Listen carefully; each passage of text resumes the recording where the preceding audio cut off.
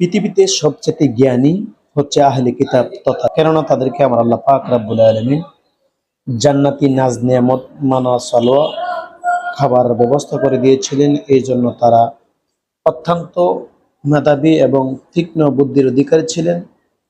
তো ইমামুল আম্বিয়া রাসূল পাক সাল্লাল্লাহু তাআলা আলাইহি ওয়াসাল্লাম উনি যখন হযরতে আলী রাদিয়াল্লাহু তাআলা আনহুর ব্যাপারে ঘোষণা করলেন যে আনা মাদিনাতুল ইলম ওয়া আলিউন বাবুহা, আমি হচ্ছি এলেমের শহর, আলী হচ্ছে এলেমের দরজা। আমি হচ্ছি হেকমতের শহর, আলী হচ্ছেন হেকমতের দরজা।